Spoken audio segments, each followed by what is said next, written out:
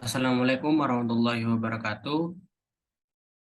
Kami dari kelompok satu akan membawakan eh, tugas kami yang bertema upaya promosi kesehatan dalam perspektif Islam.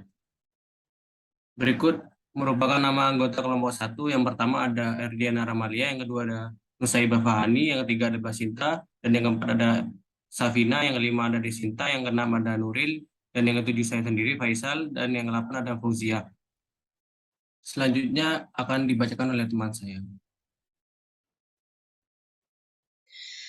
Baik, selanjutnya, latar belakang dari pembuatan makalah ini adalah semua anjuran dan kewajiban Allah pasti akan memberikan manfaat kepada umatnya. Salah satunya adalah manfaat pada aspek kesehatan. Dengan memiliki kesehatan serta paradigma kesehatan yang baik dan optimal, maka dapat memperoleh berbagai pengetahuan terkait implementasi nilai-nilai dalam Islam yang dapat dikaitkan pada aspek kesehatan, sehingga perilaku dalam kehidupan sehari-hari yang mengacu pada aspek kesehatan senantiasa berjalan lurus dengan kemuliaan ajaran pada agama Islam. Prinsip dasar dari paradigma sehat ini adalah firman Allah di dalam surat Ali Imran ayat 190 sampai 191 yang berbunyi, A'udzu billahi minasyaitonir rajim. Bismillahirrahmanirrahim. Inna fi khalqis samawati wal ardi wa ikhtilafil laili wan nahari la ayatil liulil albab. Alladzina yadhkuruna Allaha qiyaman wa qu'udan wa 'ala junubihim wa yatafakkaruna fi khalqis samawati wal ard. Rabbana ma khalaqta hadza batila subhanaka faqina 'adzaban nar. Yang artinya pada surat Ali Imran ayat 190 adalah sesungguhnya dalam penciptaan langit dan bumi dan silih bergantinya malam dan siang terdapat tanda-tanda bagi orang-orang yang berakal atau ulul albab. Lalu untuk arti surat Ali Imran ayat 191 yaitu orang-orang yang mengingat Allah sambil berdiri atau duduk atau dalam keadaan berbaring dan mereka memikirkan tentang penciptaan langit dan bumi seraya berkata, ya Tuhan kami, tiadalah Engkau menciptakan ini dengan sia-sia. Maha suci Engkau, maka peliharalah kami dari siksa neraka. Makna dari Makna dari ayat Al-Quran tersebut adalah Allah Subhanahu wa Ta'ala tidak menciptakan sesuatu kecuali memiliki manfaat. Selain itu, berdasarkan ayat di atas, mereka yang disebut sebagai manusia ulil albab ialah manusia yang senantiasa menggunakan akalnya untuk mentadaburi, mengobservasi, memikirkan, menghayati, serta mengintrospeksi akan adanya sesuatu yang telah diciptakan oleh Sang Khalik, yaitu Allah Subhanahu wa Ta'ala. Manusia atau yang ulil albab tersebut senantiasa terbenak dalam mindsetnya bahwa semua yang ada di alam semesta ini adalah semua yang telah diciptakan oleh Allah Subhanahu wa Ta'ala dan tidak ada satupun yang sia-sia. Semua makhluk yang Allah Subhanahu wa Ta'ala ciptakan meskinya dan pastinya ada kebermanfaatan dan kemaslahatan. Mereka yang menggunakan akal sebagai perenungan menuju kebermanfaatan dan kebermaslahatan adalah manusia ulil albab. Dan bentuk dari implementasi dari firman Allah tersebut adalah paradigma sehat, yaitu promosi kesehatan masyarakat. Dengan mengintegrasikan aturan Islam dengan promosi kesehatan, dapat memudahkan seluruh lapisan masyarakat untuk memahami perubahan perilaku kesehatan. Next.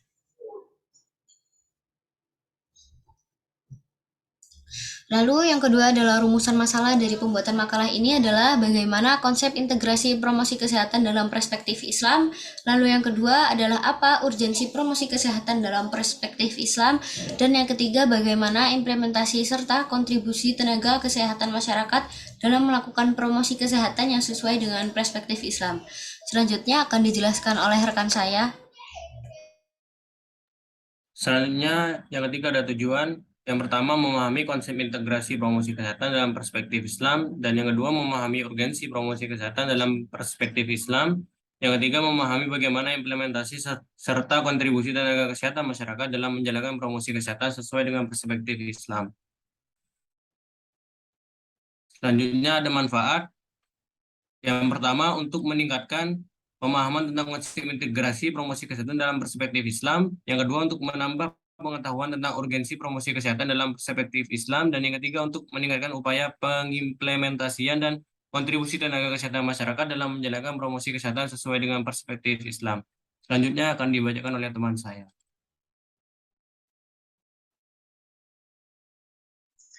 Baik, yang selanjutnya itu adalah bagian tinjauan pustaka, di mana yang 2.1 ini adalah definisi promosi kesehatan.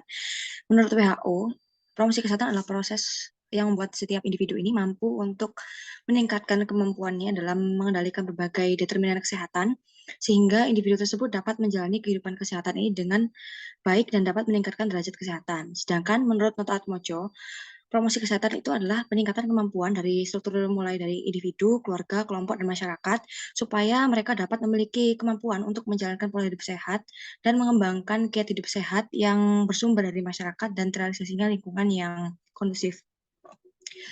Untuk menjalankan promosi kesehatan ini dengan efektif, maka perlu adanya strategi promosi kesehatan.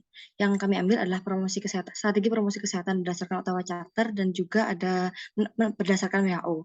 Berdasarkan Ottawa Charter ada 3. Yang pertama adalah advokasi. Advokasi inilah upaya untuk mengubah atau mengkritisi suatu kebijakan kesehatan demi tercapainya suatu kebijakan yang bermanfaat bagi masyarakat untuk tentunya pada kesehatan.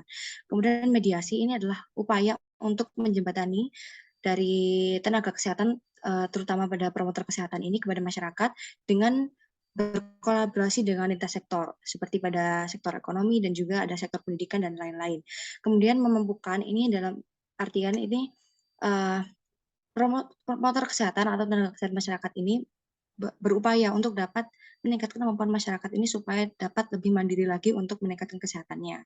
Sedangkan berdasarkan WHO, ini ada advokasi juga yang memiliki arti yang sama, yaitu upaya untuk mengubah atau mengkritisi kebijakan yang dibuat oleh pemangku kebijakan untuk dapat lebih baik lagi dalam membuat kebijakan supaya lebih efektif dalam pengimplementasiannya untuk meningkatkan kesehatan masyarakat. Kemudian dukungan sosial ini adalah promotor kesehatan atau tenaga kesehatan masyarakat ini juga bekerja sama dengan tokoh masyarakat atau para pemimpin yang ada di wilayah tertentu yang dipercaya oleh masyarakat supaya dalam penyampaian informasi tentang kesehatan masyarakat dapat memahami dan dapat menerima dengan mudah ketika kita bekerja sama dengan tokoh masyarakat atau pemimpin wilayah tersebut. Kemudian pemberdayaan masyarakat ini adalah ketika tenaga kesehatan atau promotor kesehatan ini tidak hanya menyampaikan mengenai penyebab dan cara pencegahan suatu penyakit tertentu, tapi kita juga melakukan pemberdayaan yaitu dengan memampukan mereka dengan melatih keterampilan mereka supaya dapat meningkatkan kualitas kesehatan mereka secara mandiri. Untuk selanjutnya akan dijelaskan oleh rekan saya. Baik, selanjutnya adalah definisi sehat. Sehat merupakan hal mendasar yang sangat dibutuhkan setiap individu agar dapat beraktivitas dalam kehidupannya sehari-hari dengan nyaman dan leluasa. Menurut WHO, sehat adalah keadaan sejahtera dan aman baik secara fisik, mental, maupun sosial secara sempurna, tidak hanya bebas dari penyakit atau kelemahan atau cacat. Menurut Undang-Undang Nomor 23 Tahun 1992 tentang Kesehatan, kesehatan adalah keadaan sejahtera dari badan, jiwa, dan sosial yang memungkinkan hidup produktif secara sosial dan ekonomi. Menurut Undang-Undang Nomor 36 Tahun 2009 tentang Kesehatan, sehat adalah keadaan sehat baik secara fisik, mental, spiritual, maupun sosial yang memungkinkan setiap orang untuk hidup produktif secara sosial dan ekonomis.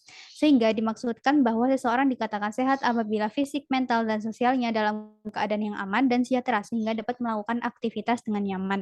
Tak hanya keadaan fisik, mental, dan sosial, namun juga termasuk keadaan ekonominya mampu membuatnya mencapai kesejahteraan dalam hidupnya.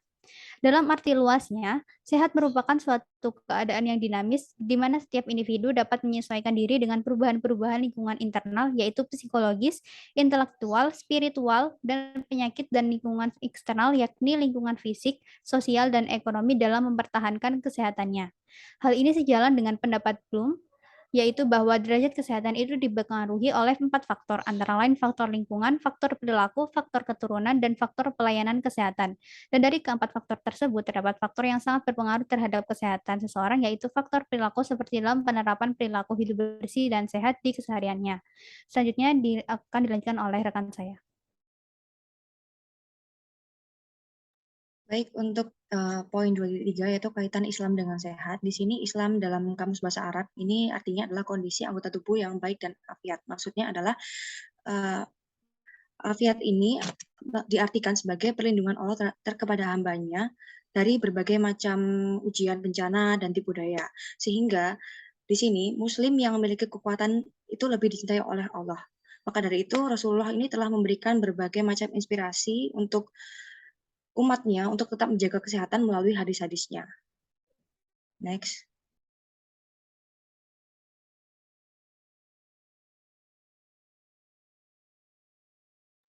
Dalam satu hadis disebutkan dengan hadisnya berbunyi, Man asbaha minkum mu'afan fi jasadihi aminan fi sirbihi indah qutu yaumihi faka'an nama hizat lahud dunia. Yang artinya, barang siapa di antara kamu masuk pada waktu pagi dalam keadaan sehat badannya, aman pada keluarganya, dia memiliki makanan pokoknya pada hari itu, maka seolah-olah seluruh dunia dikumpulkan untuknya. Hadis riwayat Ibnu Majah. Dari hadis tersebut dapat kita ketahui bahwa kesehatan adalah nikmat yang nilainya sangat besar. Namun, seseorang yang diberi nikmat kesehatan seringkali lupa dengan begitu besar nikmat sehat tersebut. Hal tersebut sesuai dengan sebuah hadis, yakni An Abni Abbas radhiyallahu anhu maqala qala Nabi sallallahu alaihi wasallam ni'matani mabun fihima katsir minan nasi as-sihah wal farah. Artinya, dari Ibnu Abbas dia berkata, Nabi Shallallahu alaihi wasallam bersabda, dua kenikmatan kebanyakan manusia tertipu pada keduanya, yaitu kesehatan dan waktu luang. Hadis riwayat Bukhari. Manusia seringkali lalai untuk menjaga kesehatannya, padahal ketika sudah jatuh sakit nanti, ia baru akan sadar bahwa nikmat sehat itu mahal. Maka sudah sepatutnya sebagai makhluk yang beriman kepadanya, kita harus mensyukuri setiap rahmat yang diberikannya. Dengan menjaga kesehatan, membiasakan pola hidup bersih dan sehat, dan juga bersyukur terhadap nikmat yang diberikannya. Selanjutnya akan dilanjutkan oleh teman saya.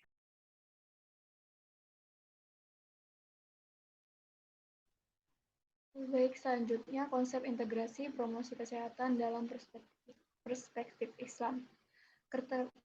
Keterkaitan yang mengarah kepada kesehatan dalam perspektif Islam dapat ditemukan pada prinsip yang menggarisbawahi ketiga konsep pokok, antara lain rukun Islam, rukun iman, dan hukum Islam. Ketiga konsep tersebut dapat menjadi gagasan promosi kesehatan, konsep Islam, dan dasar dari komunikasi antar umat Muslim dan para promotor kesehatan. Konsep pertama yaitu rukun Islam. Rukun pertama ialah mengucapkan kedua kalimat syahadat dalam Quran surah ketiga ayat 18 sebagai suatu kesaksian umat Islam terhadap keesaan Allah Subhanahu wa taala dan mengakui Nabi Muhammad SAW sebagai utusannya. Kaitannya dengan kesehatan yaitu sebuah permulaan dalam langkah pertama dari rangkaian kesehatan Islami dengan membuat sebuah komitmen yang religius. Rukun Islam kedua yaitu melaksanakan sholat 5 waktu yang terdapat pada Quran surah kedua ayat 238, surah ke-7 ayat 170, dan surat ke-20 ayat 14. Pada langkah-langkah wudhu, kaum muslim berkewajiban untuk membersihkan diri, menandakan secara jelas pentingnya higienitas atau kebersihan. Rukun yang ketiga yaitu zakat. Bagi mereka yang mampu, rukun Islam ketiga ini dalam rangkaian kesehatan akan lebih cocok dampaknya terhadap kesehatan pada level komunitas jika kita melihat dari sisi pemberian zakat itu sendiri. Anjuran ini telah memungkinkan lahirnya konsep wakaf dan sodakoh antara umat muslim di mana berbentuk sumbangan finansial dan material kepada mereka yang kurang mampu. Next. Selanjutnya, rukun Islam yang keempat yaitu berpuasa. Menegaskan pentingnya membatasi makanan sebagai upaya diet untuk keseimbangan dan dapat mengurangi kebiasaan tidak sehat, semisal merokok, minuman beralkohol, dan makanan yang berlebih. Rukun Islam yang kelima yaitu berhaji. Diwajibkan hanya untuk mereka yang mampu, baik secara finansial maupun fisik. Terdapat dalam Quran surah ketiga ayat 97 dan surah ke-22 ayat 27. Kaitannya dengan rangkaian konsep kesehatan Islami, hal ini dapat dikatakan sebagai unsur psikodinamis dari ibadah, keyakinan, dan sholat, dan memainkan peranan yang penting dalam membangun sebuah rasa keterhubungan dalam rangkaian kesehatan. Next. Konsep kedua yaitu rukun iman. Konsep ini sebagai pembentuk sikap dan norma subjektif dari seorang muslim terhadap niat berperilaku untuk menuju gaya hidup sehat. Keterkaitan rukun iman dengan kesehatan dapat dilihat dari dua cara, yaitu cara pertama, memperkuat penyembahan secara religius dan mengarahkan kondisi rasa ketenangan, harapan, muatan emosi positif, dan membangun perkembangan rasa keterhubungan. Yang kedua, menegaskan pentingnya religius dan persaudaraan dengan muslim lainnya sehingga menciptakan lingkungan yang nyaman dengan mendorong keterlibatan organisasi sosial. Next. Nah, konsep yang ketiga yaitu hukum Islam. Dasar utama hukum Islam yaitu Al-Quran yang diikuti oleh Al-Hadis. Hukum ini secara umum dikenal sebagai hukum syariah. Dan untuk memperoleh kesepakatan dalam pengambilan keputusan, para ulama mengandalkan ijtihad. Ijtihad yaitu sebuah prinsip yang memperhatikan fakta bahwa hukum berubah seiring perubahan waktu dan tempat, memilih yang paling ringan derajat kerugiannya di antara dua pilihan yang sama-sama menimbulkan kerugian, dan melindungi kepentingan umum atau umatnya. Keterkaitannya dengan kesehatan terletak pada fakta bahwa hukum Islam mengatur masyarakat atau umat dengan menyediakan sebuah lingkungan yang menguntungkan, penguat yang mempengaruhi perilaku dan gaya hidup sehat melalui panduan secara eksplisit atau tegas. Selanjutnya akan dijelaskan oleh rekan saya.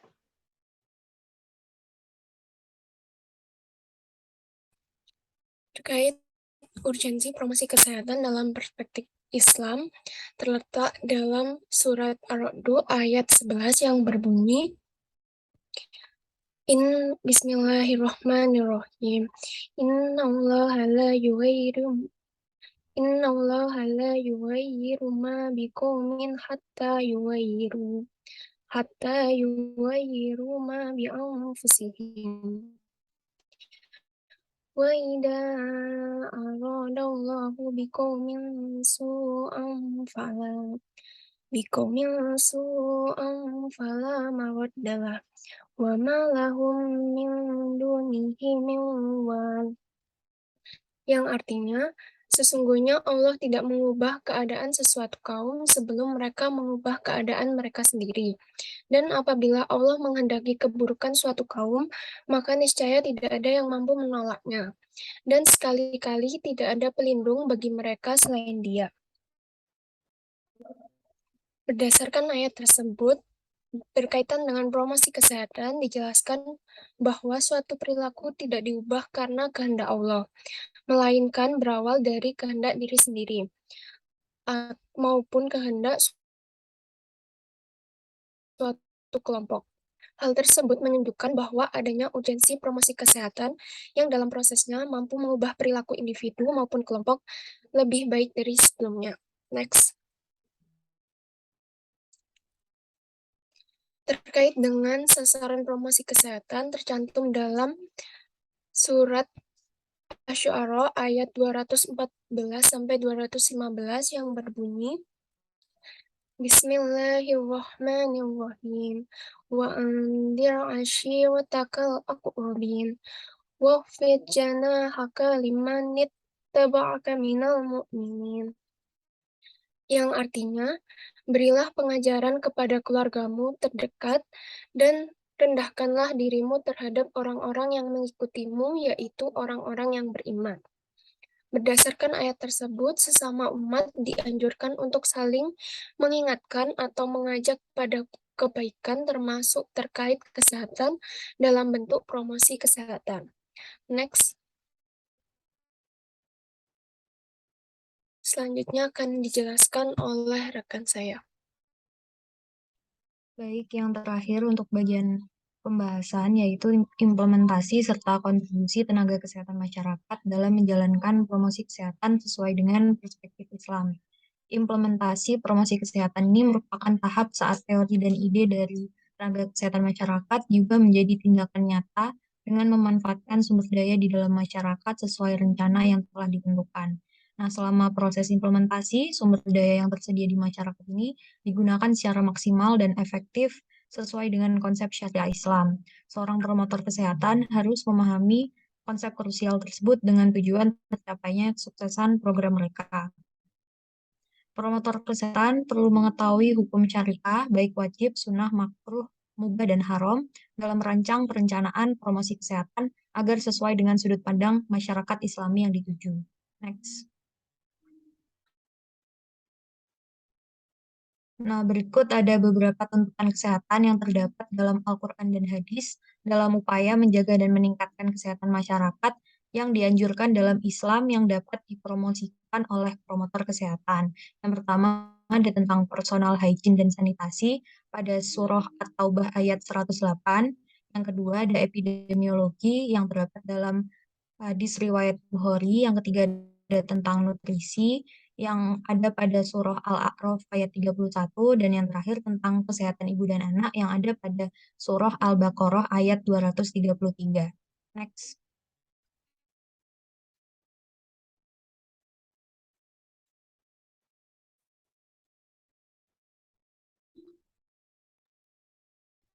Nah, selain itu, promotor kesehatan di rumah sakit juga dapat berkontribusi dalam melakukan pemberdayaan terhadap pasien serta keluarga pasien, baik di dalam bangunan rumah sakit maupun di luar bangunan rumah sakit. Kegiatan yang dilakukan di dalam bangunan rumah sakit adalah seperti memberikan penyuluhan mengenai cara berwudu untuk orang sakit, cara sholat dalam keadaan sakit, serta penyuluhan-penyuluhan lain mengenai ibadah bagi orang sakit untuk membantu mereka dalam mendekatkan diri kepada Allah Subhanahu wa Ta'ala dan berdoa untuk diberikan kesembuhan.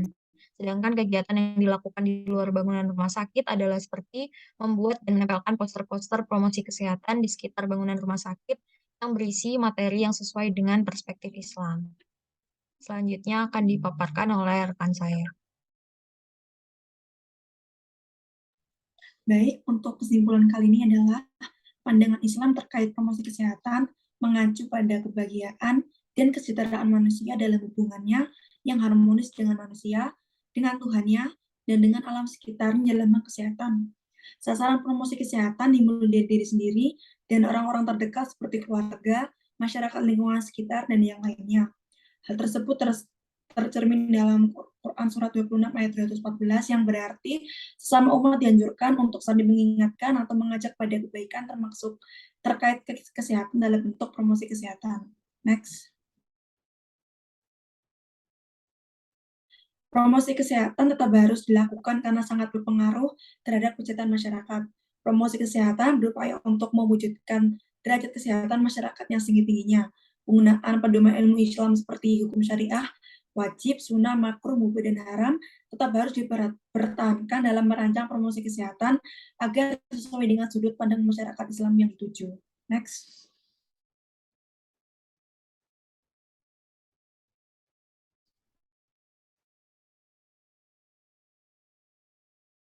Berikut adalah daftar pustaka yang kami gunakan.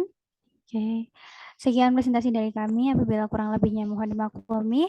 Unzur makola wala tansur makola. Lihat apa yang diucapkan, jangan lihat siapa yang mengucapkan. Wassalamualaikum warahmatullahi wabarakatuh.